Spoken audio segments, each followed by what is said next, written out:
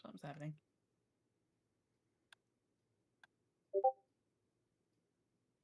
Oh, we're live. We're live. Are we live? Are we really? I think we are. We're live, apparently, yeah. Okay. I got new mentions and they wait. say we're live, so. All right. Well, then Yep. I guess we should do a podcast. I suppose. You just unfortunately are not going to get treated to all the wonderful, beautiful sound effects. God damn it.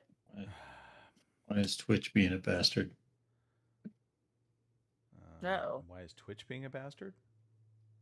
Nope, I fixed it. Okay. Sometimes Twitch just needs a refresh. Sometimes it just needs a kick in the ass. I think that can be said for a lot of things, but yeah. Again, Kim, sweetness will just get you everywhere. Gotta be nice, Kim. You're right? You gotta be nice. Catch more right. flies with honey than with vinegar. I mean, has the vinegar thing ever worked? I mean, I suppose for some things you catch something with vinegar. Wasps, maybe? Right. Would they be attracted to vinegar? Right. Certain wasps. Flies, yeah. Like but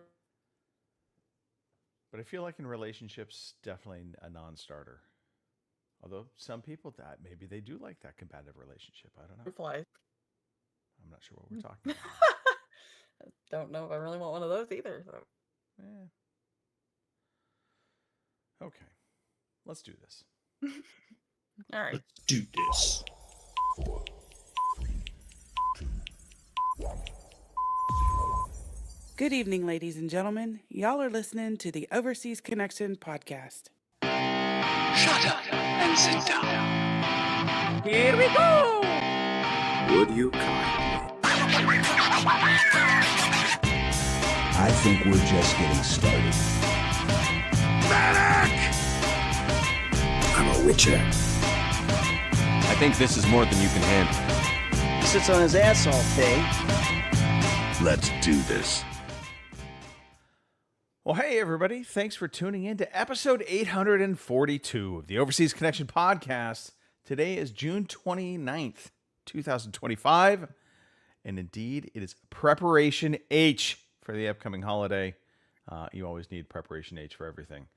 Fun fact, according to Gemini AI, the American colonies roughly had a 1 in 10 to 12 chance to beat the British Empire.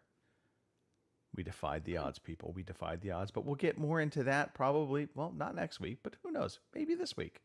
On the show today, I have a lovely cavalcade of people. I'm just making things up. It's not really a cavalcade. It's just two other people.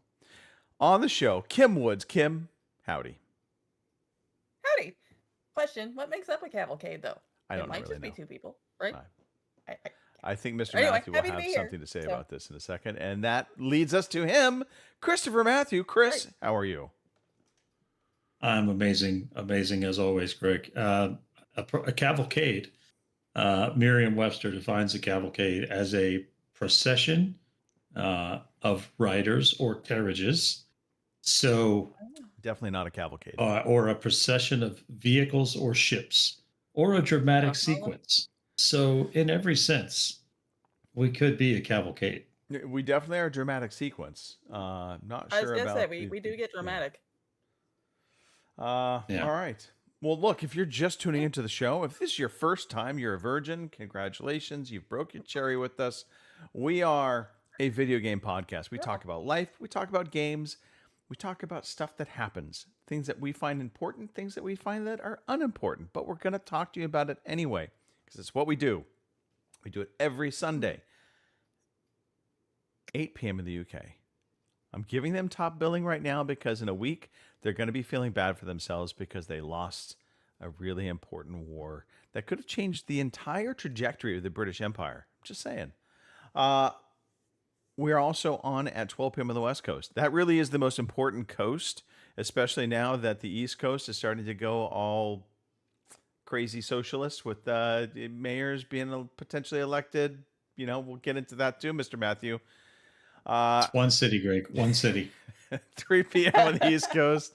And if you happen to be part of the disbanded Midwest, Kalamazoo, Canada, Northern Mexico, 2 p.m. your time.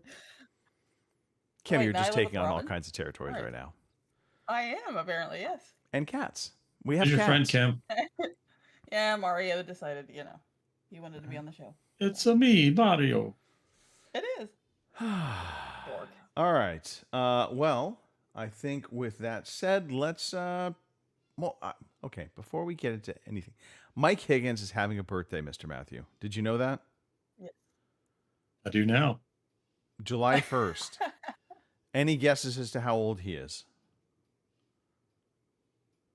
35. 17. Feel like we're severely underselling his age. Probably. If we were Well, we're thinking nice like north of 90, might be getting closer than 17. I don't really know his age, but happy birthday anyway, Mike Higgins. Also having a birthday coming up. America.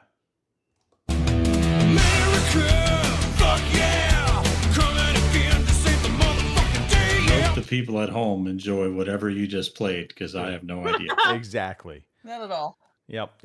We're celebrating our birthday coming up July 4th. You can tell I'm a little excited about it. I am. You know why? I love it. It's the one time of the year Fireworks. that California relaxes a little bit and they let people do fireworks legally, not in protests, legally, having fun, celebrating America. So, all right, enough of that. I think that covers everything. Let's talk some story time. Everyone here loves story time, our favorite time of the day. I think I drank a lot of caffeine today.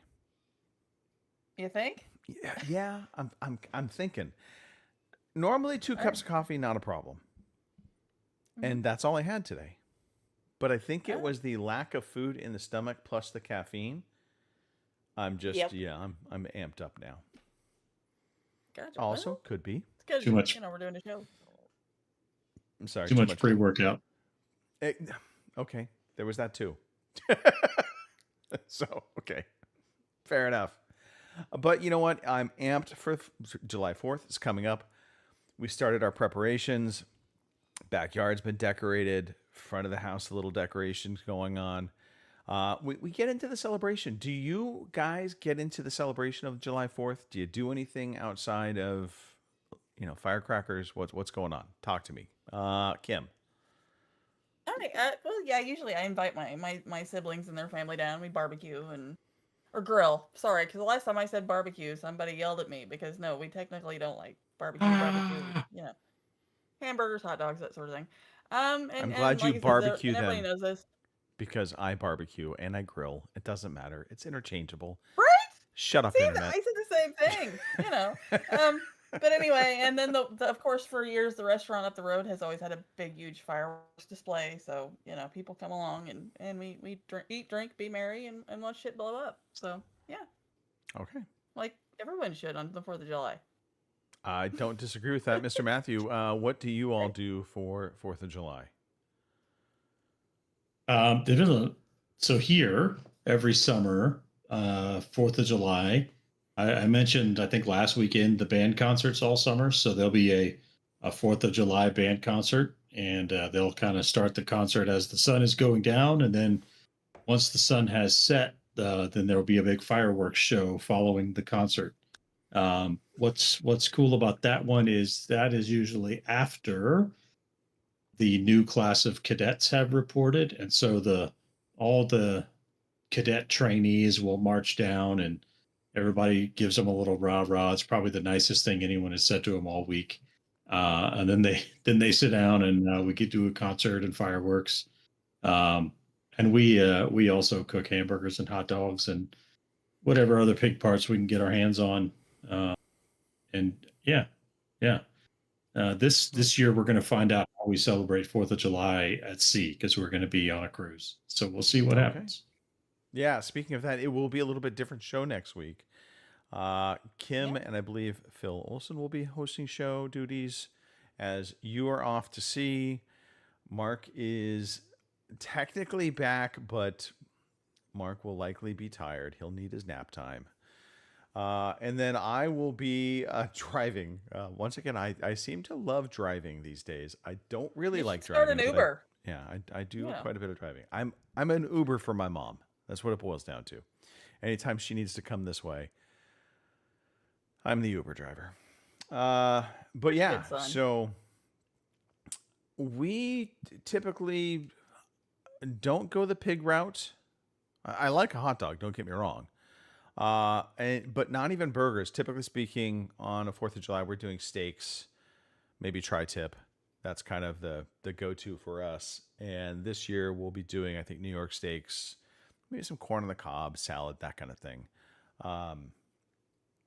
And then So here's a question. You Yes. said since you mentioned the New York strip, right? The New York strip is Yeah. one half of a T-bone. Kim, what do Right. you call that side of a T-bone? Shoot, I don't know. We just have the T-bone usually. I mean, See, that's the Midwest right there. You just have the whole fucking T-bone. But yeah, when I lived out there, I noticed they called that the Kansas City strip instead of the New York strip, and I don't know if that nomenclature has clearly that hasn't made it all the way to the West Coast, but that was something Right. interesting when I lived out that way.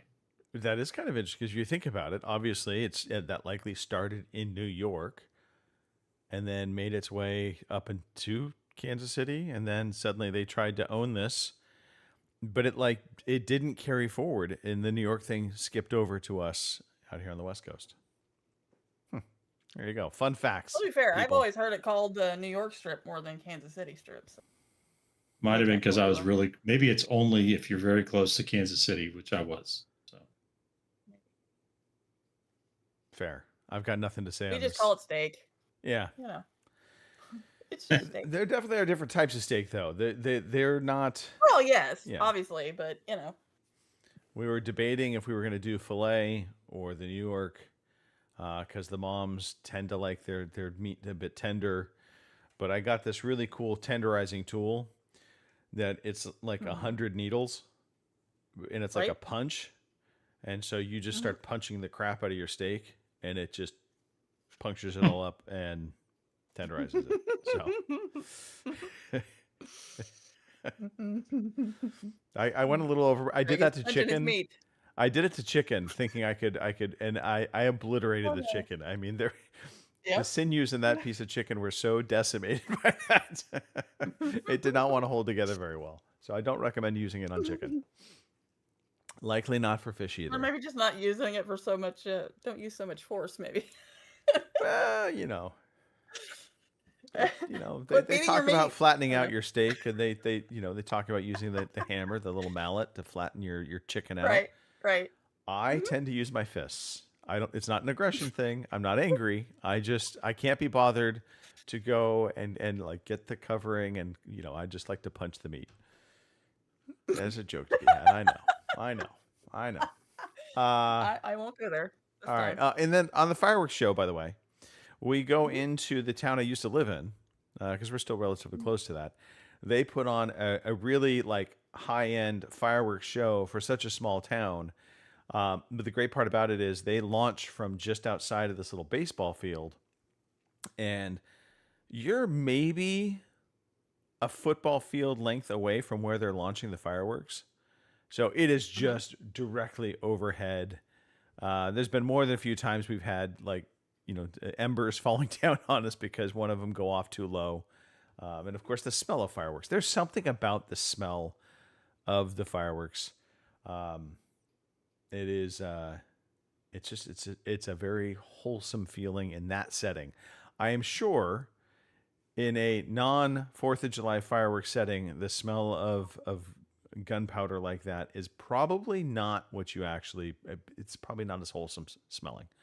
And Mr. Matthew, I defer to you on that. That thing that you're smelling is called cordite, and Army engineers kind of just keep a little bit of it around all the time. It's like smelling salts for us. Just wake yourself up in the morning. Okay. Yep. I got nothing else. Let's say, Kim, what's been going on with you outside of the fireworks prep? Well, I mean, not exactly outside of it, but last night my brother who lives in the town over from me, he's a volunteer firefighter, and they had they do a little fireworks display and cook off or cookout, sort of thing. And because everybody gives me a shit because I'm a hermit, they're like, "Well, you gotta go," because to be honest, my brother's been over there 3, 4 years at this point, and I've never actually been, even though we've been invited several times because, Right. well, it's me, I'm a hermit. So we all decided we'd go. So we went to that last I have a night, quick and much question. like yours, Did you bring a what's positive that? attitude, Kim? Because you I never know. tried. Positive attitude. I know. I tried, but then nobody, then everybody was giving me shit because, oh look, the hermit's out, and I'm like, fine, I could just go home. But anyway, but and much like your deal, you're pretty much sitting right on top of the fireworks display, so that was fun. Right. And they did a really good job, and the pulled pork and all the fixins was there, and it was really good. So I think everybody had a good time. So that's what we did last night. I'm trying to think. Other than that, I might have gotten a little bit of. It's summer, so of course I've stumbled into poison ivy. I've got a little bit of that going on, but remember, what was it? A couple of years ago, I got hives like really fucking bad, Yeah. and they told me to take like what was it, Zyrtec or something like that, something that you use for like stomach acid, and apparently that helps dry up the hives. Well, I started that as soon as the poison ivy started, and yeah, it's pretty much all about dried up, and I'm not all covered and itchy, so that's nice. So I mean, start of So, summer, so of course I'm gonna find fucking poison ivy. So do you think you found the poison ivy, or do you think one of the gazillion cats that live on your farm found the poison ivy and brought it to you? I said farm. Really, you're no, on a no, ranch, actually, not a farm. well, sort of. Because when I think a ranch, that's thousands of acres, and we have like 45. You have So, horses. That's you've got well, yes, I 44 do more have acres horses. than I have. I'm All not. right, well, You're there you actually go. probably 44 and a half. Let's just be honest. Right, Yeah. right. Well, no, actually, this time my stupid ass stumbled into it because I was taking something out to one of our horse trailers to put it in to store it. And I don't know why, for whatever reason, I thought, oh, it'll be fine. And I walked out there, and just as soon as I started walking towards it, I started noticing the poison ivy. And I'm like, well, you know what? I'm already in it, more or less. I might as well just finish up the fucking job and get out of here. And I came back to the house, and we've got the stuff because I get poison ivy all the time. We've got the stuff that you put on there and you rub it on there and then you wash it off and it's supposed to take the oils off and all that. Well, apparently I either didn't do a good job or it just didn't work this time because I still ended up with little bitty patches. But it's not bad, so But I I feel have like gotten it that's. from the cats before, I don't want to call it a Midwest attitude, but the I'm already right? in it. Fuck it. I might as well just finish up what I'm doing. That feels Right? very country. I'll say country. Yes, yes. All right. So anyway, that's pretty much been it for me this week. So Okay. All right. fairly quiet. The boys are on their way back, so we'll start babysitting them again tomorrow. And well, there goes the rest of my summer. So. Sorry to hear. At least till like the second or third week of August, and then they'll go back to school. But yeah, All right. oh well. Okay. Tony will be old enough eventually one of these days to watch himself. So I'll be like 50 or something by then. But whatever. All right. Chris. Mhm. Not to, Correct. by the way, dismiss your Kim. By the way, not to dismiss your woes there of the kids coming and but I need to ask Chris a All very right. important question. All right. Chris, what's a car you wish you could have that you don't have? Well, one of them might be a Bugatti Veyron, but luckily for me, there's one right there. So- actually, I'm sorry, that's a Chiron. But yeah, so that's the Lego this week. It's a lot of fun. Let's see here. We got I wondered. try not to smash it up. So the back doesn't open up, but you got the Okay. 16-cylinder engine in there, and Nice. Highly fuel know, efficient. not a lot of trunk space in the Bugattis. But yeah, that one's, and this is kind of for scale, like longer than my forearm. That's a nice piece of kit. Yeah. All right. They we get one of those every year. turn around to make sure it doesn't roll off, because if it rolls off of there, I'll be real sad. Yeah, no He's doubt. putting it back together. Yeah, pieces go flying everywhere. Yeah. But yeah, I mean, if I had a couple $1 million laying around, I might buy myself one of those. Now hold on though. A real one. Yeah, at one point, I don't believe you still have it, but at one point you did own a Vet. I did own a Corvette, yes. What was it? And what Much Corvette less was than this? it was a 2012, so that would have been 2 generations of Corvettes ago, before they went all angular. Yes, they still had some of the styling. I'm undecided if I like the new Vet style or if I just feel like it's trying to be something it's not. I'm not sure yet. I love it. I'm a fan. Okay. I feel like we as if American cars want to compete on the world stage, they've got to have some of those flagship mid-engine, in a pinch can be raced sports cars like that. So I'm a fan of it. Okay, I can give it. know. I can concede that. I get that. So fun little side note to the car story.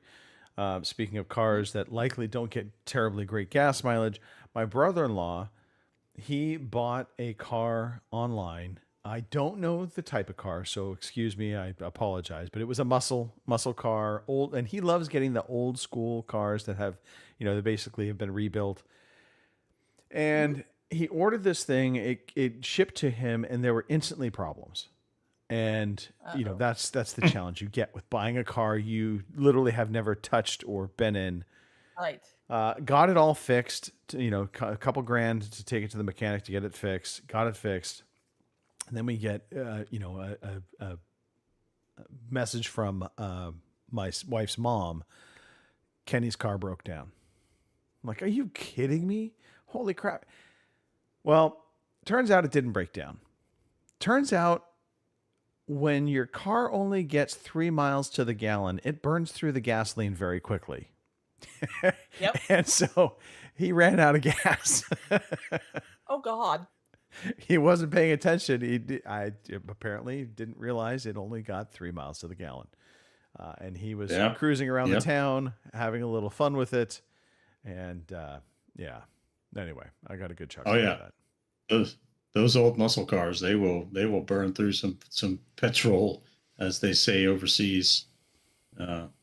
Yeah, good times. So you talk about buying a car sight unseen, right? So my Corvette that you just mentioned. Okay. I was my home address was in New York, but I was on business in Alabama, and I bought the car from a dealership in California.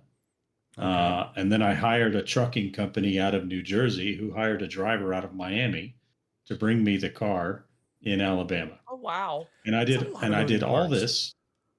It is a lot of moving parts. But I did all this using my bank credit card, and they were just like, yeah, cool, no problem. I went to buy groceries in Alabama, and they shut my card down because they thought someone was defrauding me. I was like, really? So thanks for that. That's so funny. Yeah, fun story. All right. Chris, do you like singing? Sometimes if I've had enough to drink. My neighbor down the street has a karaoke set up in his living room, and so every few months they have a little karaoke party. So they invite everybody, and some people sing, some people are just there to hang out. It's cool, just having a good time. Everybody, it's all the people that we work with, so we're just it's a nice chance to see everybody not in the office. Yeah. So Katie and I sang the I'm not sure if you're familiar with it, David Allan Coe's "Perfect Country and Western" song. I'll save you singing it on the air, but if you haven't listened to it, it's worth a listen, at least once in your life. So that was ours, which my friend had never heard before. So I feel like I did something positive for him by introducing him to the "Perfect Country and Western" song. I will have to listen. I agree I'm not with you familiar, right there. So, did you sing Kim knows anything what else? I'm talking about. Did you do any Oh, yeah. solo? And that was No. I sang so low they couldn't hear me. Get it? Well, in fairness, I am right there with you. I tend, not the right there. Props to you for getting up and singing, even if it was a duet. Still, that takes gumption. I am not one to sing. I am happy to support from the bar stool, and I drink my fill, and I clap and applaud, and that's my role in karaoke. I do critique a lot. Ah, Mm-hmm. I'm one of those guys. Yeah, you kind of have to. There's people up there that Yeah. you're like, okay, honestly, I probably could have sung that better. And that's not saying it would have been better. But yeah. Okay. Anyway, moving on. I was at a karaoke bar once long ago, and this guy got up and was singing "Should I Stay or Should I Go" by the Clash, and just butchering it, butchering it. And so every time he got to the chorus, he's like, "Should I stay or should I go?" Everyone in the bar is like, "Go!" But I think he thought we were like cheering him on. Of He course. didn't quite understand what was going on there. But yeah. Okay. See, Good that's my times. fear. Good times. Yeah. People would be like, no, really, don't do that again. right. That's right. Just leave. Okay. I'm curious about this next thing, Chris. I will let you just walk us down this path, this adventure. Adventure in VR. Yeah. So on a whim. So this last week I was sitting in a few days of not the most exciting briefings that I've ever gotten. I was taking a mandatory class that I have to take, and luckily they had Wi-Fi. So unfortunately, someone who's bored and impulsive and has access to Wi-Fi sometimes makes impulse purchases. And all three of those things described me last week, which is how I ended up with the MetaQuest 3 Slim Xbox Edition. Okay. Which I've been having a nice time with. So it's not an Xbox, Right. it's a MetaQuest 3, but I do like the Xbox color scheme that comes with it, and it does come with a cool. It does come with an Xbox controller that's got this nice green and black thing going on, All right.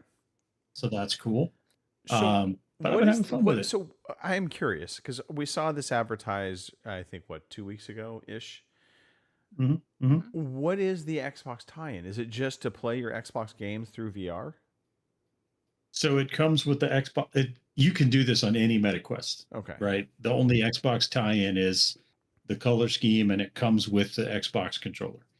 But any MetaQuest, you can pair an Xbox gamepad through Bluetooth, and then you can use the Xbox app to play cloud gaming, just like you might do on your console if you don't want to install the game. Okay. Now it runs in a little bit lower resolution, but it does run nice and smooth. I played around with Oblivion Remastered on there for a little bit. I played around with Indiana Jones and the Great Circle using cloud gaming, and it's not VR. It's not like you can look around and all that, but it does give you the perception of just a giant screen that you're playing the game on. And because it hides, if you set it up so it hides the rest of your room, right? All you see is the screen. It's almost like sitting in a movie theater with the lights out. And so like when you're Indiana Jones and you swing on the whip, like you actually kind of feel like you're going with it. So it is more immersive, I would say. Interesting. Okay. Than sitting in my living room playing the game. A few performance issues. Every now and again, the controller will lose connection, and you just have to kind of turn the controller off and turn it back on. But yeah, so again, it's not an Xbox. It's a MetaQuest that's just got some Xbox branding on it. But using the Xbox app, and I've also got Steam Link on there, so I can play my Steam library as well.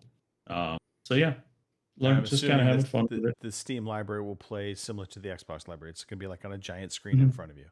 Okay. You can do Steam VR, but I have to do some changes to my home network in order to make Steam VR work. So Okay. get there eventually. Any VR games in particular that you actually played, or have you just dabbled in the Xbox stuff so far? So the only VR game that I played around with was Beat Saber. Which I think is Um, I, mandatory VR gameplay. yeah, yeah, but it's actually really it's it's at the same time kind of relaxing, but also kind of some of the higher levels are coming at you pretty fast. And if you do it, get your heart rate up. So get you up out of your seat. So my son has recommended a few games to me. He's had a MetaQuest for a little while now. He got one for Christmas 2 years ago, I think. So he's recommending some games to me. So more to follow. More to follow. Okay. The future of VR. There we go. And then, yeah, kind of the last little thing going on around here. Not really a little thing. Tomorrow is the reporting day for the new class of cadets. So all around campus today, we've got families walking around, kind of getting the lay of the land. So it's a big weekend around here with a big busy day tomorrow. So it should be exciting. As you're walking around, is it like for them? Do you instantly like notice? No, they're newbies. Well, you don't really even have to notice because typically you'll see a teenager and then they'll be walking next to an adult that has a West Point dad or a West Point mom shirt on. So they kind of, they put some branding on so you can recognize them. Okay. All right. Well, I guess that just leaves me. Right now, I am miserable. We're in sports doldrums, if you will. NBA finals are over. NHL finals are over. Football is on its annual 2-week hiatus where there's nothing to report. They actually do take a break. And then there's baseball. And look, baseball, I can't get into baseball until roughly late August, September timeframe, because that's really only when baseball matters.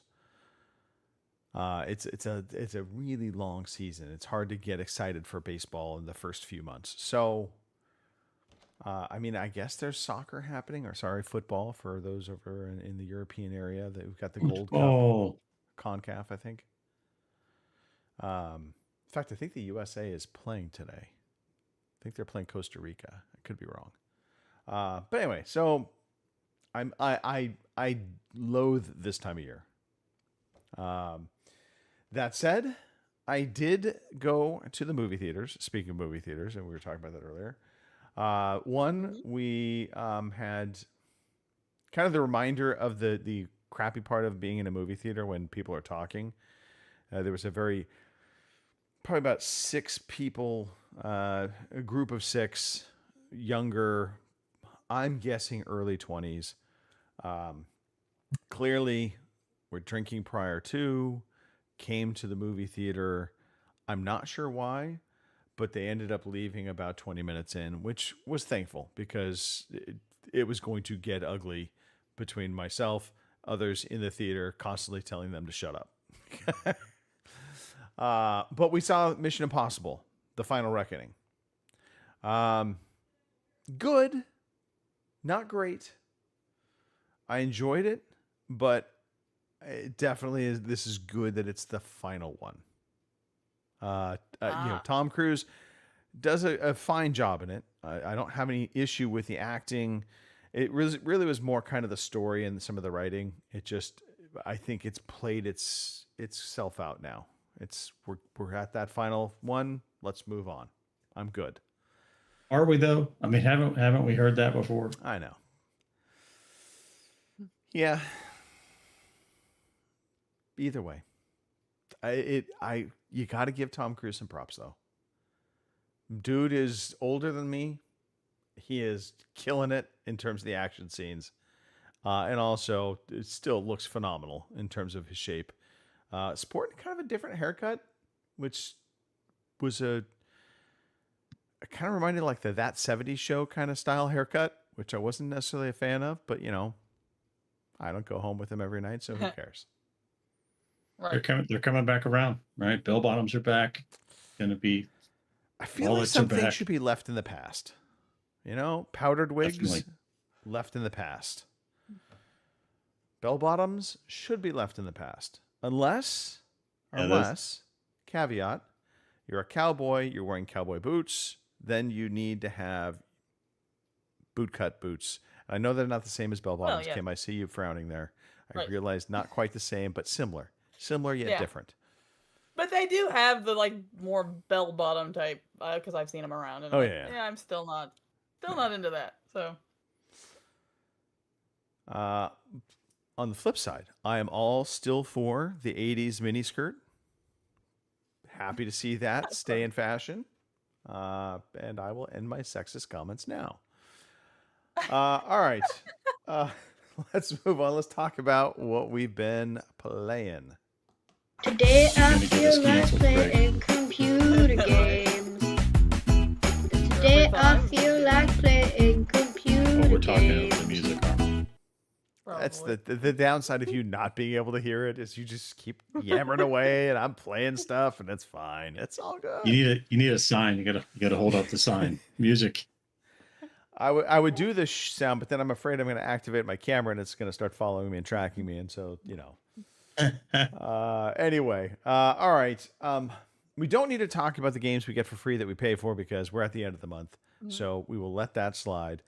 I don't know that there was any questions from Discord either, but I will give a shout out real quickly to Lord. I saw him in the chat. I want to give him some love. Yes. And I think Mark wanted to know if we were going to miss him. That was his question. And That was Mark's question. Mark wanted to know if we're Yeah. going to miss him. Yes. Like a poison ivy rash? Not really. We love you, Mark. We do love you. We do. All right. How do we want to do this?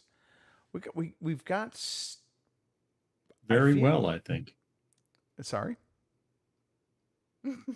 We want to do this very well. Oh, I caught it. yeah. All right. I will start. I'm going to talk about Avowed. And again, this is a game that it's not new. I have been playing the heck out of this game. I am a firm believer. Kim, one, you need to play Avowed. I know. This is so on the much better list. than Dragon Age. It's not even funny. And I and thought it's- you were going to say Baldur's Gate for a minute, and I was going to be like, No. Baldur's Gate No. is a very different type of game, and turn-based And- combat, tactical, Right. very different. Right. Avowed does what Dragon Age should have done. It does what Dragon Age wanted to be, and Right. I am thrilled with Avowed right now. I've gotten into Good. later stages of the game. That's not where this is at. But there are so many opportunities to find hidden things, to explore, and be rewarded for that exploration. And I cannot say enough. Just there's a feeling of openness to this game that Dragon Age just didn't have. And it's Right. funny because when Dragon Age first came out, I really thought I was going to like the aspect of it being more linear and kind of walking me through as opposed to just letting me go wild, similar to what previous Right. Dragon Age games had done. And I realized, no, I wanted that. The combat in You want this- the more open world sort of I- thing. Absolutely. Love the open world. I really enjoy the combat of this game. The combat is very fluid action combat, and you can play it either third person or first person. But also two key things that I really like. One, you get the pause command, you give your characters direction, and they do it. And it feels Right. almost instantaneous to when you give them direction to do whatever you ask them to do. And it is a genuine Right. pause screen, so you're not feeling like there's some kind of timer, that kind of thing. I'm getting a little claustrophobic now. Fear of heights going on. Oh. Yeah. Okay, so prime example of what That's you two just saw different there things, on Craig. screen. person just, is going around discovering stuff that you wouldn't, without the exploration, you would never know was there. Anyway, back to the combat. The other thing that I really like, the enemy combatants do not just train on your character. And that's one thing I hate about Dragon Age. You are in the room with your companions, the others are different. and your companions just get ignored. Even if they have taunt on, it seems like they get ignored. It doesn't last long. They're always coming after you, and that frustrated the crap out of me, because especially in small spaces, the fights just evolved into you running around trying to get them to follow you and eventually fall into a trap or a spell, that kind of thing. So, yeah, Avowed. If you haven't played this game and you have the opportunity, I suggest you play it. It's really good. Kim, you need to play Avowed. I'm just saying this now. I will. To play I'm not Avowed. saying I wouldn't. I just, I got other things going. That's it. That's my whole rant. That's it. Avowed. That's all I've been playing this whole week. I've been thinking about playing other games. I have not gotten to them. So let me ask. I can't say anything about that. When you're playing Avowed, are you playing what's your primary weapon that you're using? So I am a combination ranger wizard. So I have, I'm armed with a flaming sword as well as a book of spells. And I have a couple different book of spells that I can open up. And so I use that as, really kind of my primary attack mode. But then I have a long gun that I can use. I prefer the gun over the bow and arrow. Although the bow fires much faster, because there is a little lengthy reloading to firing off your long gun, which it separates apart. What is it, black powder or something? Yeah, it's a black powder gun, absolutely. And so you have to do the whole reload process. Yep. But the gun packs a little bit better punch. And I happen to find a really unique gun, so that also kind of steered me, because originally I was doing bow and arrow, and then I found the rifle, and I was like, well, okay, maybe I'll just go this route. But yeah, the magic is good.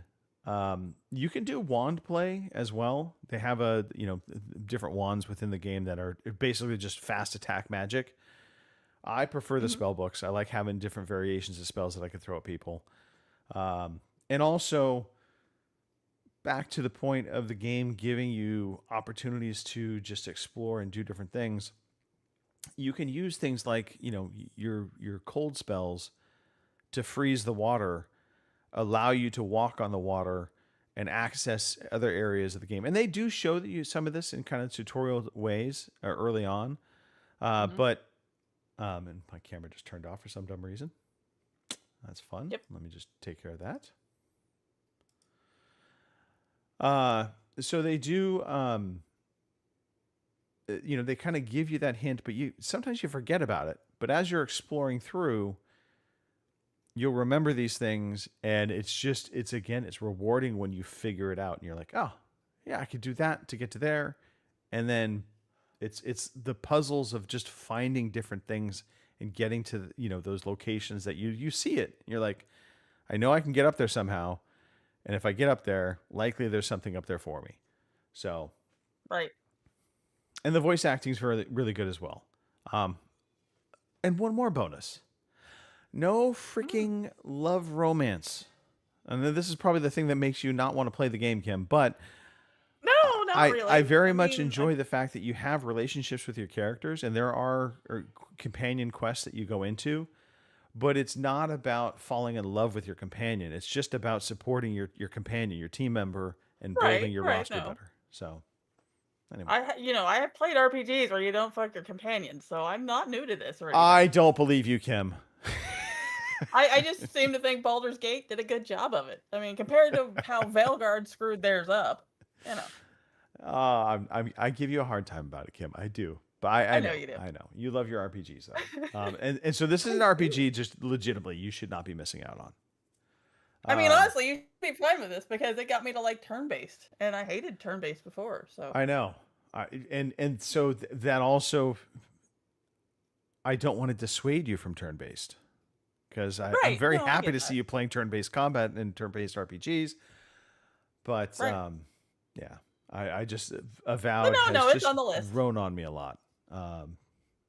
Anywho, all right. Let us turn Yeah. to. Oh, well, Kim, since we're talking with you, let's have the conversation. Well, yay! About anything in What would you particular? like I to? mean, What would you like to talk about, Kim? Well, all right. I got my Baldur's Gate stuff, but we'll start with Space Marines because, yeah, I don't know. This game lets me be full on murder hobo, and I love it. There's just something very satisfying with your chainsword, and you're surrounded by a whole group of fucking orcs, and you can just go ham on them. So, you know, I have seen recently where apparently some people are mad about it and they're wanting refunds, and I don't know why, because it's not the prettiest game in the world, but it does what it's supposed to do. As what is it they say? It does what it says on the tin. Yeah, That's what it is. And I mean, for me right now, I haven't had any issues with it. Like it doesn't like crash or anything like that. There's no big bugs or anything. So I don't know why people are refunding it. huh? Shoot me. I don't I'm a know. little mystified by that as well. I'm just kind of watching Right. on screen some of the exploration side of it, which I didn't really realize there was a lot of exploration to Space Marine. I Right. guess there is. There is a little bit, but I mean, it is pretty linear. I mean, about the only thing that you can actually find, other than like ammo and grenades and stuff like that, is they have the little servo skulls that give you little tidbits of information. And as I talked last week on the show, I'm apparently terrible at finding these things because out of, I don't know, 30 or so, I found like 6. So, Okay. so apparently I'm not very good at finding them, but it's not, I don't know.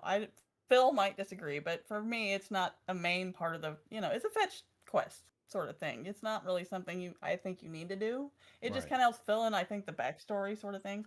So I may go back later and play through it again and try to find them all, or it's fine. I played the game, I beat the game, I slaughtered orcs. I'm good with that. So Do we? yeah. Okay. I mean, obviously the answer for me is no. Does anybody know the story of Warhammer? Not so much, and I've tried reading the books, but they're very, I don't know, I almost say dry or what, but I'm having a hard time getting into them because they're just so heavy. So, yeah, I don't know a whole lot. Phil Yeah. would be the man to talk to about this because I'm I sure know. Phil knows. The lore of Warhammer, as much as I enjoy the combat side of the games, I Right. tried to follow that story. For the life of me, I can't. And I'll be honest, I also do a little bit of that practical side of things, and I still do not understand why anybody would be doing the different augments to their heads like they do. It just seems Right. yeah, no. Anyway, I mean, I guess it makes them look cool. I don't know. I mean, but yeah, I'm right there with you. I'm trying to figure it all out, but yeah, it's some heavy stuff. I don't So know. I am nowhere near there. Well, I mean, I think You back know. to what was it, Titus, and he had the it looked like he had 3 nails in his head. And I Yeah, was like he had the what 3 the bullets hell? like in his head. But apparently those were Right. augments that actually did something. But in the game, they didn't really explain what they do. So Right. You're just supposed to go with it. Yeah. all right. I just chalk it up as well. I guess they make him look badass. So Okay. all right. You know. I think we should bring this to the So military. yes. There we go. Holes in the head? No, we don't nails, need any holes nails in in your head. No, not holes, just nails. Yeah. You know, the head. it's different. Yeah. Right. No, right. I don't need any nails in my head either. No, thank you. Yeah. So Space Marines, the Mastercraft Edition. It's on Game Pass if you haven't played it. So I mean, you've got Game Pass. There's nothing to lose there. Other than that, we had our Call of Duty, game time, and I don't know. Other than a couple of matches, I think we did fairly well. So We did all right. Yeah. It took us a couple matches to warm up.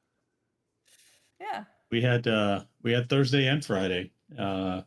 We had some good times. I think I made a mistake by prestiging. But hey, yeah. lessons learned. You're stuck with it now. Yeah. Well, so Sarah did show me how you can, every time you prestige, you can choose one thing to not lose. And so now I know. So my explain this to me, because I don't know, and I'm on the verge. So when you prestige, all the things that are level unlocks reset back to level 1, right? So you're back to the starting guns, right? Only the top guns in each category. Okay. Yeah. But you keep your unlocks. So whatever unlocks for that weapon, your new optics, your different butt stocks, and your FMJ ammo and all that, you keep that. But you can only use the XM4 and the SU-21 and all that. Oh, okay, I get it now. So once you unlock, say, you start with the X4, but let's say, I'm trying to think of the different guns that you unlock, but a gun might be locked because you're level 1, but once it unlocks, yes, then you have those attachments that you had for it before. Okay. Yes. Okay. But the other thing is your perks, right? You can equip 3 perks. Right. And if 3 perks are the same color, then you get a combat specialty, plus you get your wild cards. Those all reset back to level 1. But you can't and you wild card, because I did. Say that again? They will let you keep 1 wild card permanent. Yes. So. And so what I've learned is I've now taken one of the green perks that I like to use all the time that's higher level, and I put it as permanently unlocked, so I won't lose it anymore. So yeah, Call of Duty. It was a great time. I didn't. We played that one match on the yacht. That was not fun. No, that was not that's fun. just a really weird map. I don't mind the small maps, and there's just like, you're always under fire. I don't mind those if I can figure out how to move. Right. It seemed like on that map there was just nowhere to move. No, just around in a circle, pretty much. That was about it. The other tough part is the spawns become a little easier to camp, and so you're spawning, and suddenly you're under fire. The instant you're like, oh, okay, I'm dead. Yeah. So. Okay. Yeah. But we had a good time. Yeah. Oh, so.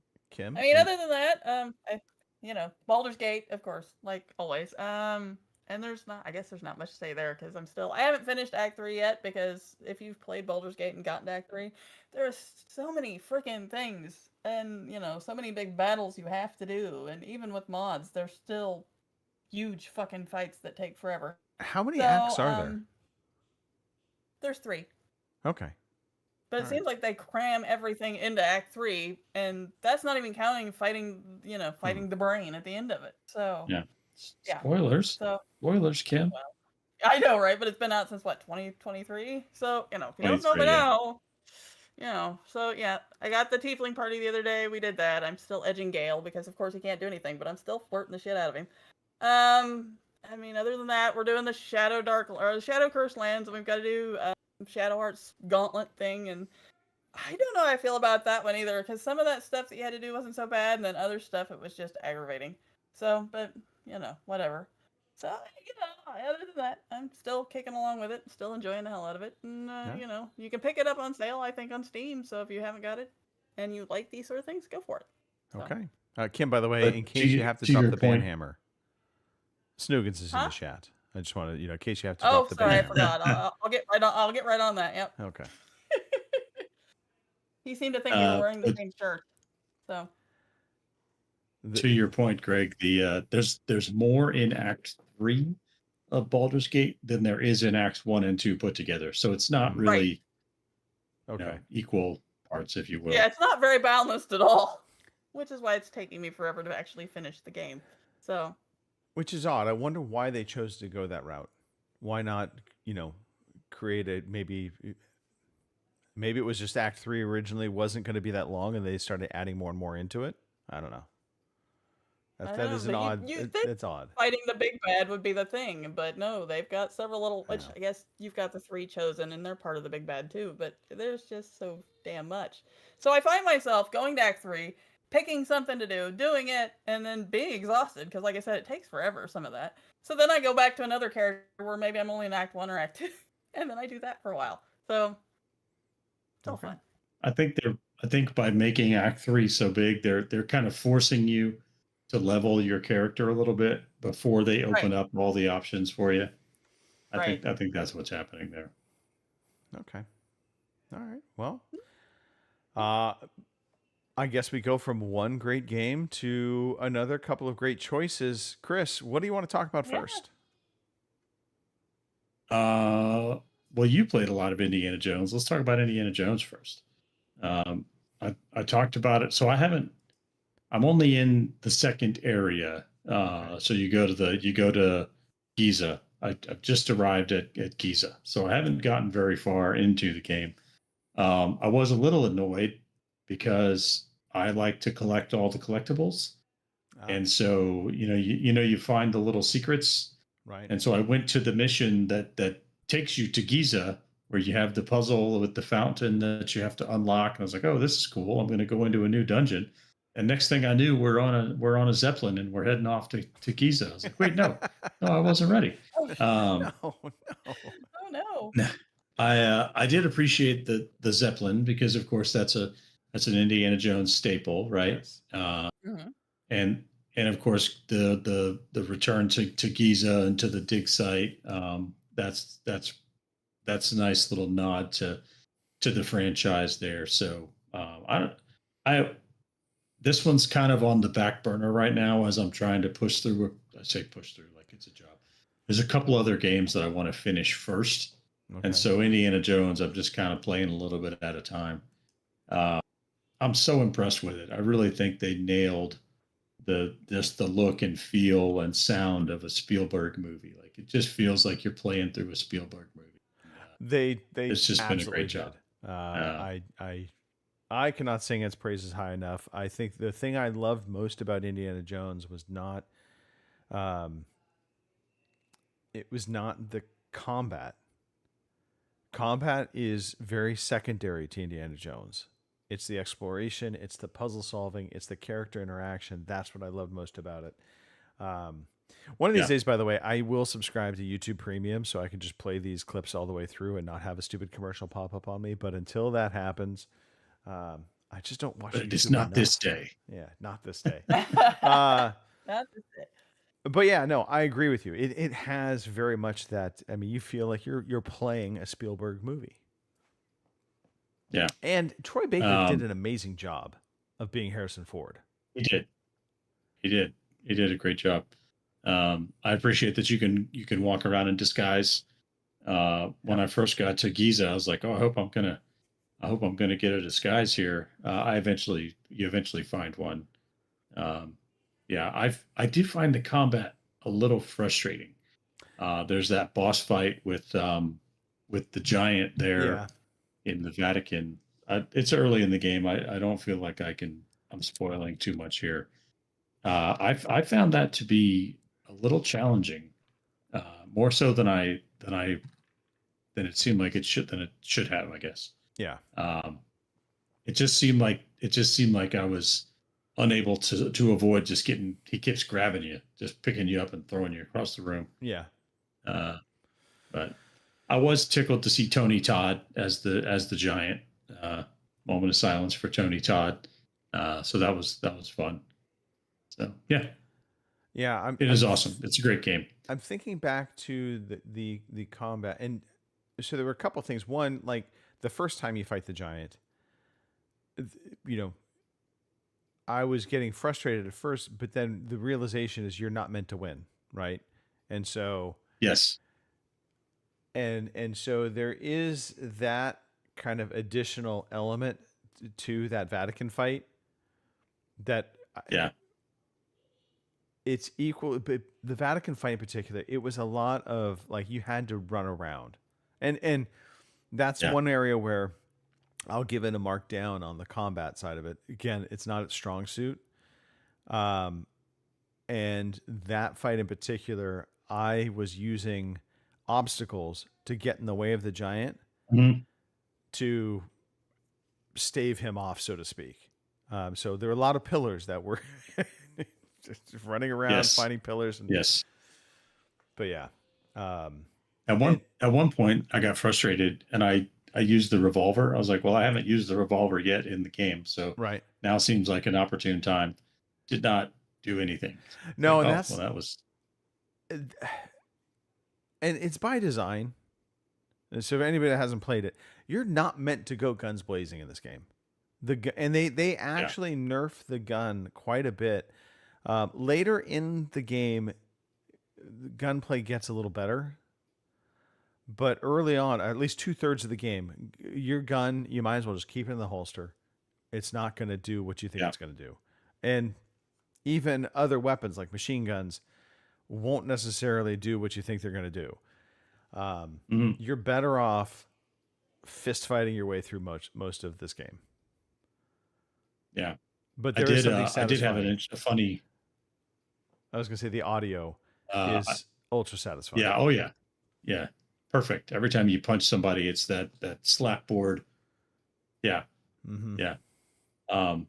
The very first area that you go to in the Vatican where you're trying to like you first leave the college and you're trying to sneak in to meet the padre. I don't know what I did, but I goofed up and I alerted every guard. And so I had taken one of their rifles and I ended up shooting all of them. And so then I'm stuck. It's just me and the dog. And I was like, well, I don't want to shoot this dog. And so I managed to hide from the dog long enough for the dog to go back to its patrol route. And I was able to then finish the mission. That was kind of weird. But yeah, Indiana Jones, great game. I like that you didn't want to shoot the dog. That said, yeah, I didn't want to do it. Right. Now, Bethesda, great game. Let's get some Elder Scrolls 6 and some Fallout 5 going here. All right. The fans are waiting. I think you're going to get one out of the two before you die. Well, I'm hoping it's Elder Scrolls. Yeah. You know. It'll be Elder Scrolls 6. I don't we know know that. I don't know that anytime soon they're going to do Fallout 5. They've got Fallout 76. I've heard. Yeah, I've heard nothing about Fallout 5, and that bums me out. Yeah. But hey, here we are. Here we are. So speaking of games that I've been trying to finish, The Outer Worlds 2 is set to release soon, and so I'm trying to finish The Outer Worlds 1, which I've spent quite a bit of time playing, but I decided to pick it back up. I think I mentioned that I got, in a previous episode, I mentioned that I got all the way to the last boss fight and discovered that I had not min-maxed my character enough. I was not good enough at shooting to fight the final boss, and I was not good enough at hacking to bypass the final boss. So having learned that lesson, I'm starting again to try to finish this one. It really, it's a really fun game. It's from Obsidian, so it's got a lot of echoes of Fallout New Vegas in it. With that sort of BioShock aesthetic, and also kind of I don't know if this is, a lot of other games have talked about the corporations, imagining the corporations running everything. So I've been enjoying it. I'm playing it. I'm trying to play it on the hardest difficulty. Oh, okay. And I've been reading up on the how to min max the character and kind of focus in on the important skills. So far it's going good, but you are fragile. Your main character is pretty fragile in this game. The opening sequence here is Mark mode. Unless you play on Mark mode. Yes. Yeah. If you're not playing on Mark mode though, pretty fragile. So I've been trying to focus on sneak attacks. One thing that is decidedly absent from this game is the stealth takedown. So many games now have, if you can get within arm's reach of an unaware enemy, you can just take them out. That's not in this game. Probably by design, because it would be a little overpowered, but it's something I'm always looking for. Like, oh man, I really wish I could just take this guy out in one shot, because I know if I don't, all the other enemies are going to be alerted, right? And that's no fun. And it is weird because they have the sneak mechanic. Yes. But no sneak attack. So there's a sneak attack. Well, so if you shoot an unaware enemy, you get a bonus. You get damage Right. bonus. but not the sneak They, takedown. they don't So have that it's- assassin. Yeah, they don't have that Assassin's Creed, Cyberpunk. Take them out. I think the other thing that I really enjoyed about the Outer Worlds was the humor. Yes. This game has just a really good writing style to it, and so I'm really hoping that, and I'm sure it will come forward in the second iteration.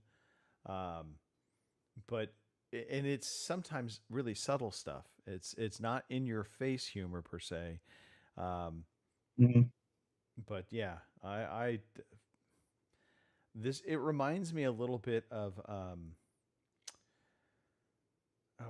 Wasteland. The humor in Wasteland also had kind of a similar vibe as this game. So, and that All right. by the way, I don't think I played. turn-based tactics RPG kind of game. Wasteland 3, I would definitely recommend. That's the more polished game. That is, I believe, on Game Pass as well. So there you go. That's your next recommendation if you want to try something different. There we go. Wasteland 3. Check it out. Yeah. So probably won't finish it before we head out on vacation, but maybe shortly thereafter. Okay. And it is just gorgeous to look at. They've done it's got a great color palette. The world moves, there's critters moving around, and there's grass moving in the wind and everything. It's just a really well designed world, in my opinion. Yeah. Okay. All right. And then, speaking of zany worlds, I picked up, after a long time, I decided to try out Saints Row the Third. I don't know if either of you ever played this one. I played Saints Row the Third on the Xbox 360 when it first released. And so I saw on the Steam sale for like $4, Saints Row the Third remastered. I was like, yeah, why not? It's $4. Yeah. They should have left it alone. It's not really a remaster. It is. So Saints Row the Third remastered, the character models look much better. There's a lot more detail in the faces. Okay. But the world they didn't spend enough attention on the world. It just kind of looks like they put some higher res textures Okay. on the old models, and it just doesn't connect. I'm trying to remember the game. So this was so Saints Row 1 and 2, as I remember, they very much were trying to be the GTA clone or Yes. a better GTA.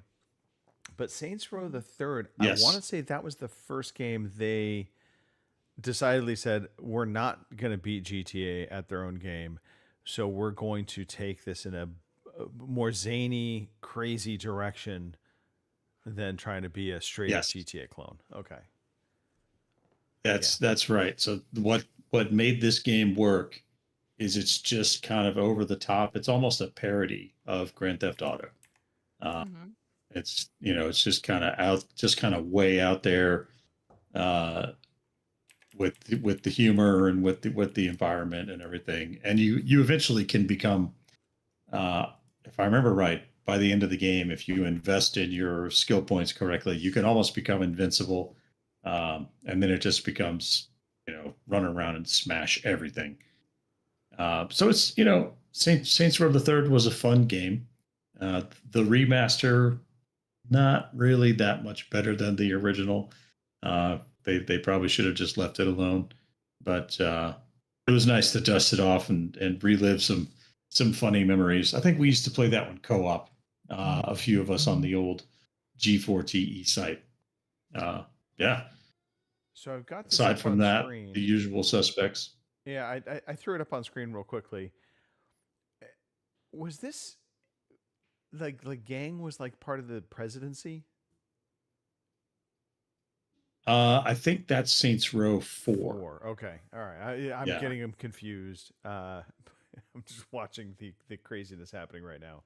And whoever Yes. this gameplay is, they've got big head mode on. So again, Well, no, part of that that's zaniness. the very beginning. That's the very beginning of the game. You're robbing a bank, Okay. and everybody's wearing the oversized Johnny okay, Gat okay. masks. All right. Because what they do is you play through the whole mission in that costume, and then you go into the character creator. So that's Got why it. that looks like that. Okay. Yeah. All right, cool. Well, I guess we can finish up and wrap up the game part of it. Do we have a quiz? I didn't ask. We have a quiz. Of course, we have a quiz. Well, you know what? Then we should play this. All right, now everybody get settled. Get away from the window. Sounds amazing. Now look, good. It's time for the quiz. Yeah, you know what? Oh, too bad. Tough. All right. There we go. Mr. Oh, Matthew, we're good. take it away. All right. Here we go. All right. So I gave a warning to the chat that it's quiz time. See if everybody's ready. So let's see if you can guess the connection between all of these games today. We've got a little bit of a mystery theme. Okay. So we're gonna start off with our first game. I don't think I've used this one before. Nope. Okay, good. I tried to make sure I haven't asked it about any games I've asked before. The first game is No Man's Sky, and we're looking at the PC release of No Man's Sky, and it's important that these are the scores at launch. Scores at launch. Okay. So we're gonna flip a coin, and the coin says that Kim's going first. Kim, No Man's Sky on the PC, Metacritic score at launch. Well, if I remember right, I know on console it didn't do so well. I don't think it did so well on a lot of places. I'm gonna go 78. Kim is going to say 78. All right, Greg, what do you think? So I'm trying to remember when it launched on PC. That's the challenge. When did it launch on PC? I want to say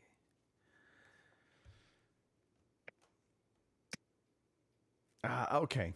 I'm just going to go for it. I think this game came out, it got panned hard. I'm going to say 64. Greg says 64. And Corzan says 90 from the chat. Greg, you were the closest. It was 61. Dang. Yeah. I remember this one got. They had all the Barney memes. Bad. I couldn't remember. Yeah, right. Because it was like they promised so much, and yet it launched. And the thing was, though, Sony was the publisher. And so it came out, I want to say it came out to PS4 first. And then later it released to other platforms. It may have released on PC as well, but I just remember they had all this stuff promised, but a bunch of different mechanics were missing at launch. And the developer, and I'm blanking on his name, he was trying to kind of defend himself. And Sony more or less just threw him under the bus, and they're just like, "This isn't our game. You know, we're just we're publishing it, but we had nothing to do with the development." And it just felt like such a Sean Murray. Yeah, Sean Murray. There you go. And it was just like, "Yeah, you're on your own on this one." Yeah, it did launch on PC and PlayStation 4 simultaneously. Okay. It came to the Xbox One later. So 61. So next up is the Xbox One release of Cyberpunk 2077. And since Kim got to go first last time, we're gonna give this one to Greg first. So Metacritic for Cyberpunk, I still think it did somewhat okay on Metacritic. It was just but Xbox One.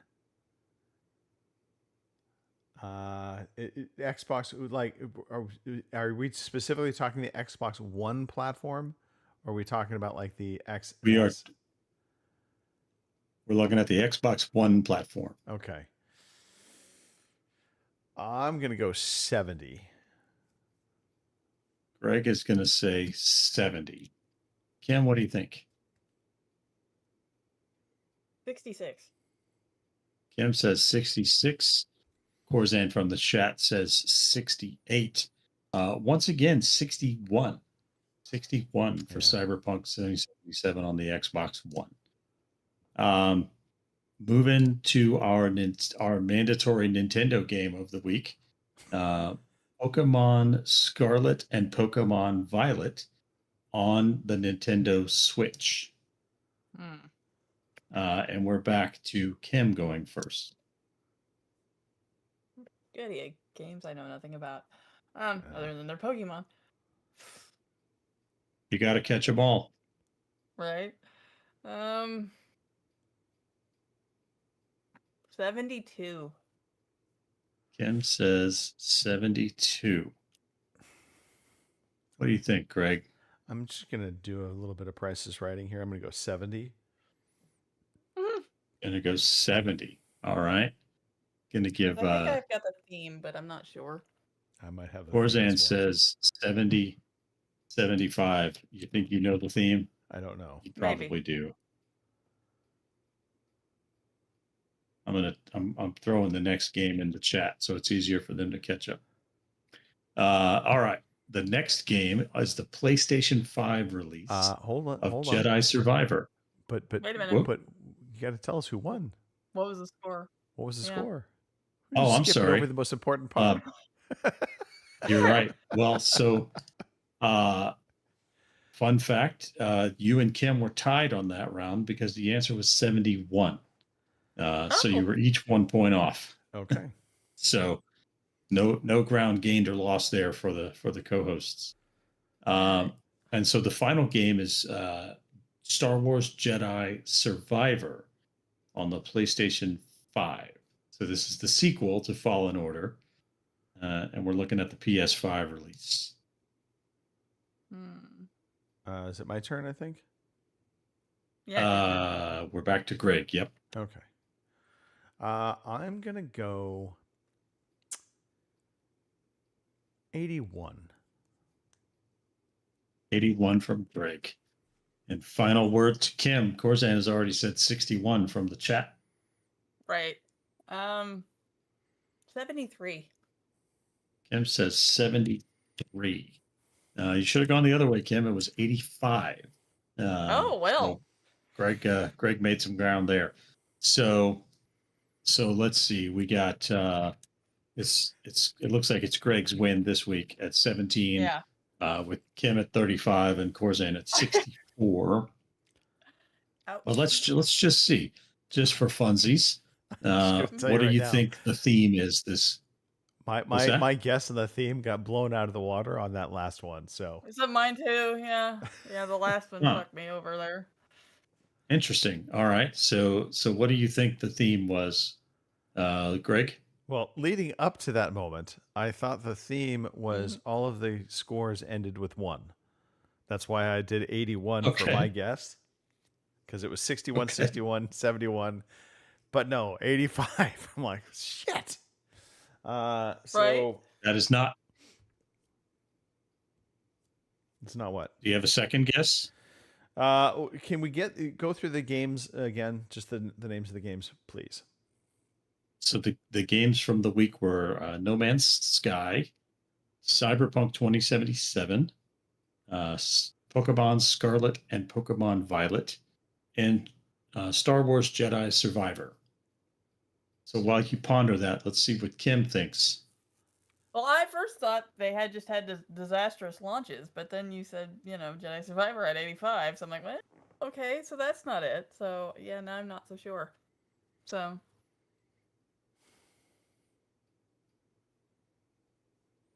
Greg, give us a second guess, or are you sticking with the ends in one? They all feature a male protagonist. Well, I suppose. Cyberpunk could be both. I know Cyberpunk. In No Man's Sky and in No Man's Sky, you can also, they've updated it now. You can choose a male or a female shape. So Kim, you were on the right track. The theme this week was Rising from the Ashes. These were all games that launched with some big problems. Yeah. But the developers stuck with it and turned them into something good. So that was that was the theme this week. So you were on the right track, Kim. But with a score of 17, Greg is this week's winner. So well done. I just want to say, well if done. you just had Nicely thought it played. through and given me one other score with 1 at the end, it would have been my theme. It would have worked. It might, in fact, it might have been a surprise theme. Unintended. Oh well. There we go. All right. So there you go. That's this week's Okay. Metacritic Madness. Thank you for that, Mr. Matthew. Should I say Professor Matthew? We appreciate that. All right. Mr. Matthew works. Yeah. But now you're going to be graded. See, we're still in a little bit of a quiz theme here. Not so much a quiz theme. All right.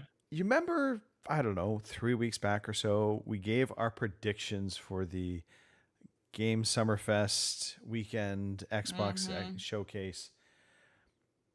Those were recorded. We have kept all of those predictions. And I thought, you know what, this would be the right time. It actually probably would have been last week, but right time to go back through and just see how well we did or did not do. So, since Mark's not here, of course we'll pick on him first. So, Mark's predictions, he had said Gears 6 would be announced. We know that did not happen. Yes, in fact, if you want to just make duck sounds or something, feel free. Go right ahead. In fact, duck sounds and bells, Kim. You can be... Kim, I will give you the arbiter. You will be the official, did it get it right or not get it right person, okay? Okay. So, Mark also said Spider-Man 3 would be announced by Sony. A newsflash, it did not happen. Right. There we go. All right. He also said Valve would be announcing Half-Life 3. I think that was his out there prediction. Now, this one could be up for some debate. He did say switch to how to play not to get banned would be a thing. I don't know if that really is a thing or not. No. Okay. Right? Then you are the arbiter, Kim. You are the arbiter. Please judge. All right. All right. That didn't really happen. I haven't actually heard anybody getting banned on the Switch yet, so I'm sure Kim, there's been somebody though. I now need you to be fair. Oh God. Okay. Oh, maybe we need Mr. Matthew to grade this. Maybe that's what should happen here. For this, Right. Mr. Matthew, you will take the role of judge and arbiter. These were Kim's predictions. There we go. Gears E gameplay reveal. So just for there we go. Yes, in fact, that did not happen. No. However, Witcher 4 gameplay reveal. Thank you. You did predict a peek at Larian's next project, which sadly... Yeah, well, yeah. That was just more for me than anybody else, but, you know. Yeah.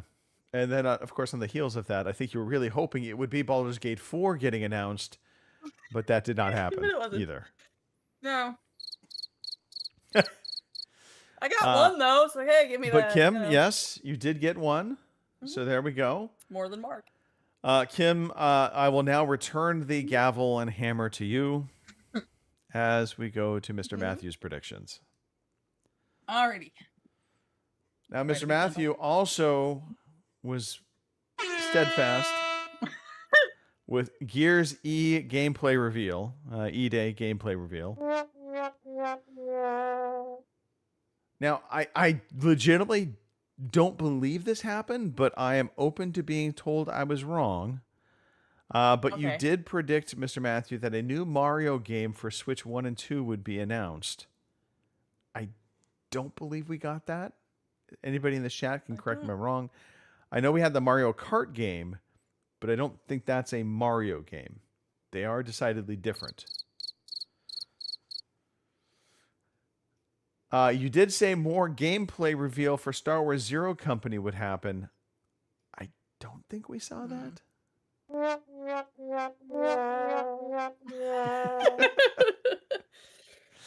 And lastly, your big hope, and a lot of people, you were not alone. Elder Scrolls 6 trailer for 2025. That was your, like, yeah. Sad on that one too. Okay. I will now subject myself to both of you. I will not try and influence. However, my first prediction was Gears E-Day will be absent from the show, and Gears of War Reloaded will get a quick trailer for its August release.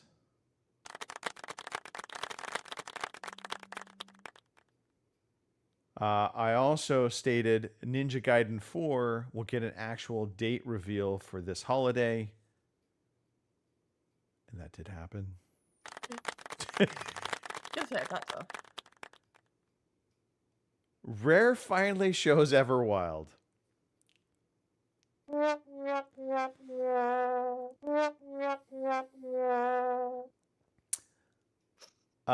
And I'll admit this was a little bit predictable if you ask me, but Kojima talks Death Stranding 2 with gameplay and teases next game with Keighley on stage, says nothing about the Xbox Project OD.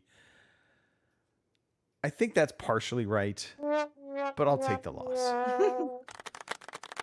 We'll give you half on that one, yeah. Here you go. You get 1 and 1. And then my real hope, a new Halo universe game getting teased in its third person, not Master Chief.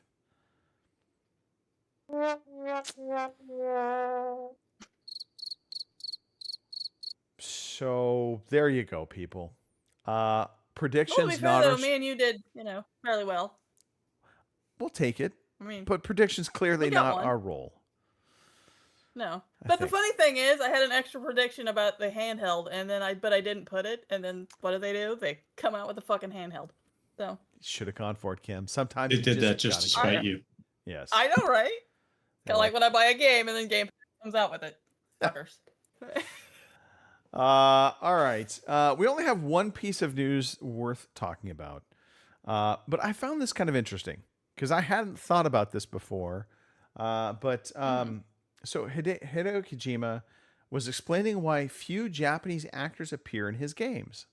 And I didn't even know this was a thing. IGN Japan was interviewing Kojima on Death Stranding 2 on the beach. And in the course of that, they were talking about all the Western actors that, include Norman Reedus, Leah Seydoux, Ellie Fanning. Mm-hmm. And there is one Japanese actor, and it's Shili. I don't even know how to pronounce that. Shioli.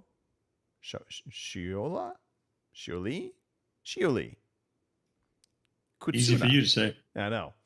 Anyway, she plays the character Rainey. So they said, why does he not, why does he not have a lot of Japanese actors in his games? And so here was his response, and this was interesting to me, and this is why I pulled it in the story. So we record with other actors in the studio in Los Angeles, so it's a bit of a problem if they don't have native level English skills. He said, I searched for someone who could speak Japanese and also native level English, but it was difficult. Kutsuna grew up in Australia, can speak English, and when I met her, I found her a nice person, and we decided to work together.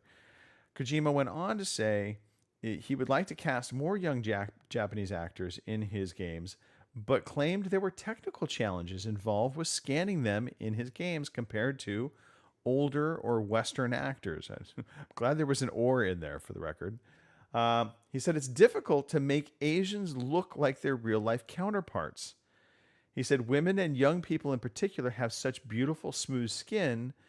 He said Asians, and not just Japanese people, are known for their beautiful, smooth skin, so it ends up looking like CG.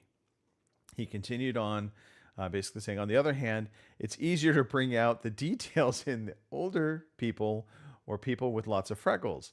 I've tried to use Japanese people in the past, but it's hard to make them look like their real-life counterparts. However, This time I used new technology and I'm quite satisfied with the result. Well, I'd like to do even better next time.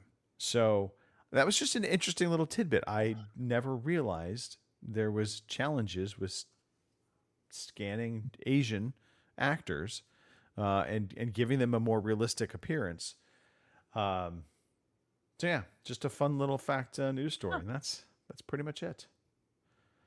So, Kim, Ready for the big list of new releases. amazingly huge list of games coming out this upcoming week. Oh. Yeah, lay it on us. Alrighty. Your new releases this week are The Echo Paradox for PC on July 1st. And those are your new releases. That's it. Amazing. One game. One fucking game, yep. I don't think I've ever seen a time where there was just one game. I mean, I've definitely never seen no new releases, even Christmas time, or, I mean, you always have at least a few. So that's pretty at least amazing. 3 or something, but yeah, one game. One game. I had to chuckle. Yeah. Okay.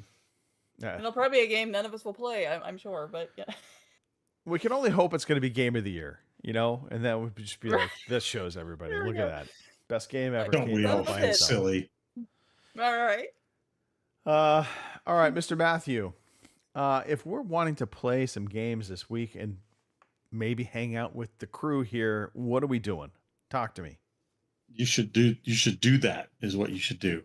But if you want to do that, the best opportunities are Tuesdays at we're calling it 3:30 Eastern these days. So 3:30 Eastern, 8:30 p.m. in the UK, 12:30 p.m. out on the West Coast. You'll have to do the math for everywhere in the middle. 2:30. There you go. And that's Tuesdays and Thursdays. And then Friday, we've been having our doubled Fatal Friday, where we start at 8 p.m. in the UK, 3 p.m. on the East Coast, 12 noon on the West Coast, and then we do it again at 8 p.m. Central. So come on by, hang out with us. We've been playing a lot of Call of Duty, but maybe we're going to play some PUBG. Maybe we'll try Battlefront again someday. Who knows? Yeah. For the record, I love PUBG. PUBG has a learning curve to it, but once you get it, it's one of the most exhilarating gaming experiences in terms of like a competitive gameplay mode. In my opinion, I mean, it dwarfs Call of Duty from my perspective, in terms of satisfaction of getting the win or just doing good. Not so much the win, because getting a win in PUBG is extremely difficult. But when you feel like you got far into the game and you made it down to a final core group of gamers left, you start feeling like, okay, I kind of accomplished something. And maybe that held true more back when this really was at its heyday. But even with the bots, you'll still get that sense of feeling like you kind of did something that's not easy to do. So I highly recommend PUBG. And, if you play with Snoogans, he dresses like a scantily clad woman with a horse head. So, there's that. I'd expect nothing less. No, you can't. Do we need to talk about the shade thrown at the term colors, the word colors in the chat?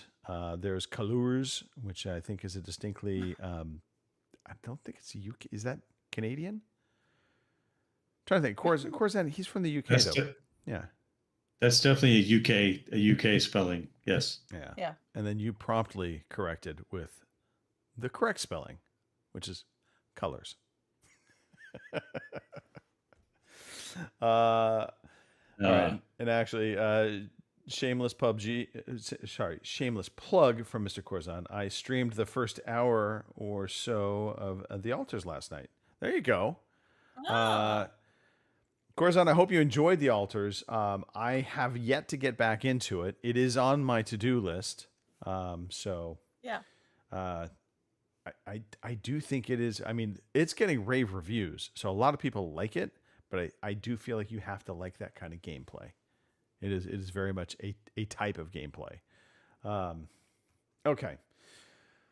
We're going to wrap the show up. Kim, let's do some shout outs to the chat. Yes. We made fun of them for the way they spell Alrighty. colors. We make fun of them for Right. being snoogans instead of a snoogans. Just for being snoogans. Yeah. You know. Just for being Snoogans, all right? Alrighty, in the chat we have Corzon, Snoogans, and Lord. So thanks you guys for dropping in and keeping us busy and participating in our quiz. So that's always fun. So thanks for that. Hopefully you'll be back next weekend. I think me and Phil will be here. Other than that, shout out to you guys as always. This, like I always say, this is my adult time, and it'll be even more so with the kids coming back for the summer. So if I show up with more, booze than normal, you'll know why. I hope everybody has a good week. It's the 4th this week, so everybody be safe out there if you're celebrating. And I'll pass you over to Moose. So take it away. All right. Shout out to the Shatters. Shout out to Corzan for participating in the quiz this week. I don't know if there'll be a quiz next week or not. I'll be hanging out with Mickey and friends on the Big Red Boat. So shout out to the drinks package and sunscreen. That's the quiz. What did Chris drink first? What's the first drink you drank? We'll have to have that quiz when we come back. We'll give us some choices and we'll have educated guesses. I'll give you some hints. Yeah, I'll give you some hints, and then we'll see if we pick it out. But yeah, so we'll be sailing away. So shout out to everybody who showed up for Call of Duty. Had a great time, and shout out to you too, because I enjoy this every week, getting to rap about games for a little bit. So close us out, Tank Top. All right. Well, shout out to the two of you. Thanks for taking the time to be on the show and hang out, talk games, talk fun. Appreciate the Shatters. Corazon, absolutely. We'll check out the live stream. Appreciate Lord stopping by. We never make fun of Lord. Maybe we should do that a little more often. I feel like he kind of skates through. He doesn't catch any strays. And of course, Snoogans. Rob, we love you. Come on. Shout out to America. Happy birthday coming up. And you know what? We talk about winners and losers in events, right? Clearly, the United States, we won. We won. We became a dominant country. But man, Britain, you had your moment. You had your chance. You could have been the empire you wanted to be. How bad is it that you now really are the stepbrother to the American empire? You are the little brother. You're like the little kid now. It's come full circle. I'm probably now cursing us, and the United States is going to fall into the ocean, and you'll win. But anyway, we love you all. Maybe just California. We are going to fall into the ocean. It's been predicted. I don't know where I was going with that. Go have a good weekend. The rest of the weekend, there's like 6 hours left. Right. Go enjoy it. And you know what? Even if you're in the UK, on Friday, just set something off. Make an explosion. Have some fun. Enjoy the day. Happy birthday, America. We'll be back next week. Smaller, more streamlined cast. But we'll be here. We'll be here for you. We're looking forward to it. Talk to you next week. Have a great weekend, everybody. I can't stop talking. I'm going to stop now. Thank you for listening to the Overseas Connection podcast.